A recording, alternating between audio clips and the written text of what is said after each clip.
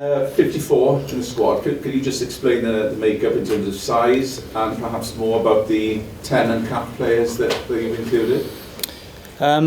Yeah, we've gone for a bigger squad than we normally would. We've got a number of players that are carrying injuries at the moment, and when players are going to become available to us, the regions are all sort of finished now. We've still got players that are continuing to play outside of Wales. So the reasons behind that is a couple really in terms of in previous World Cups we've picked up a number of injuries towards the end of the tournament, quarterfinals and semi-finals, so it gives this group of players an opportunity to come in for the first 5 weeks, and condition will be sort of the main focus for that first period. We will reduce the squad down probably to about 45 for Switzerland, and then probably reduce it again when we go to the second camp to Turkey. And there's a good opportunity for a number of players to new players in Wales to come in and impress the coaching staff and make an impact, particularly in that first part of the preparation. We think there's a little bit of jeopardy in terms of us reducing the size of the squad as we go on. And there's it's a great chance for, like I said, for players to make an impact. Thomas Francis was drafted in without a lot of people knowing about him and his eligibility back in 2015. What can you tell us about Henry Thomas? Look, he's been in Montpellier. He was involved last year in terms of them winning the top 14 over there. He's someone that we'd spoken to a number of years ago about his availability. And we just think with that experience, he brings something a little bit different. And again, that competition for place. And particularly, I think for us, probably the biggest focus is on our type 5. We're looking at having players that give us that athleticism, that mobility. We feel that's a big area that we need to improve on our game, and we think there's a lot of competition in that area, and a chance for players to impress when we do come into camp. Is that an area of concern, given that Corey Domachowski's and caps come in, Kenzie Mathias and Kieran Asarati? Are you worried about that position? Those positions? I just said our type 5 is an area that we need to definitely improve, and looking at the age profile of some of those youngsters coming in the sort of mid-20s, we think that there's a good chance for them to make an impression and be around for a number of years. We've been impressed with the way that those two props have scrummaged, in particular for Cardiff. The Sale game, they thought they were good against the Ospreys, and we feel like they're at the right age. They've been around for a few years, are in the mid-20s, and there's that chance for them to continue to develop, and we see some real growth in them. Hopefully we'll see that in the first part of this campaign, and hopefully in the future. Will Rowlands is in, Joe Hawkins isn't. There was a lot of uncertainty surrounding their eligibility given the 25 cap rule and so on. Could you clear that up, and is Joe Hawkins absent because of that? Look, I've been had from the PRB in terms of what's been said to me about eligibility, and they've said that Will Rowlands is eligible. He's still with the Dragons until the end of the year. He may get a couple more games, which would then make him eligible from the point of the 25 cap rule. He's had 23 caps, and at this stage we've been told by PRB that Joe isn't available to us. How disappointing is that? I remember speaking to you when this has happened before regarding Rhys Webb in the past, and history is repeating itself. Yeah, look, he's made a decision to go to Exeter. I've spoken to him a couple of times, 2 or 3 times.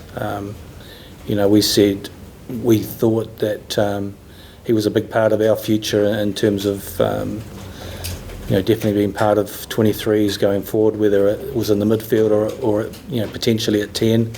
We are disappointed that he's made that decision. He feels at the moment that the decision to go and play club rugby in England will be good for his development at Exeter. And look, I've got to respect that decision, but I know from a coaching perspective and a coaching team, we're disappointed to lose someone of his potential and his talent, at least for the next few years. And he was aware of that situation himself personally? Yeah, I think that, look, he felt that he was potentially undervalued a little bit. He's been offered a pretty significant deal, and he's made that decision to move on. Corey Hill back. How crucial is his presence? I just think his experience in terms of what he provided for us in the past. He's an outstanding line-out caller. Like I said, he does give us that mobility that we're talking about, and the athleticism, particularly in that tight five. And I think he'll put some real pressure on the other second rows in that position. And having someone like Will Rowlands come into that as well is going to give us that experience. So there's going to be some real competition in that second row. Just a final one for me. Time is of the essence, obviously. You've got far less time than what you've had in previous campaigns, but you've said also that you're confident than when you've had the squad together for months at a time that they have improved going into World Cups previous. Are you confident that can be replicated? Oh, absolutely. I thought we were disappointed with the Six Nations, but I thought we definitely improved as the campaign went on. We scored 4 tries in the last 2 games.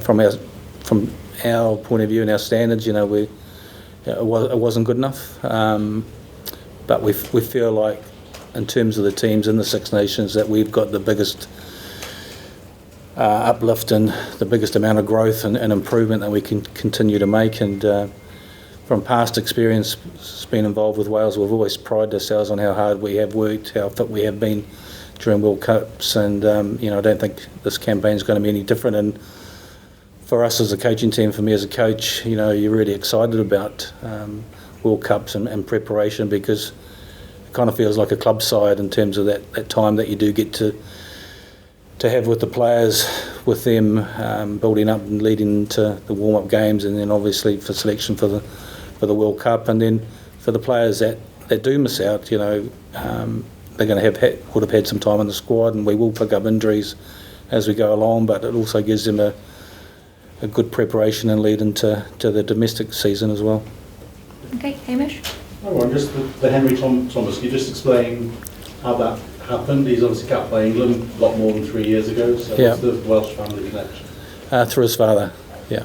So, we've Jonathan Humphreys sort of reached out and had a conversation with him about him being potentially available. He was a number of years ago at Sale, and they saw him as the big thing, and he did a lot of time at Bath and just moved on to Montpellier, and we realised that he was available to us, and we think it was going to give us some competition there in the front row. And he's been around, his experience, he's 31, so hopefully he'll come in and make an impression.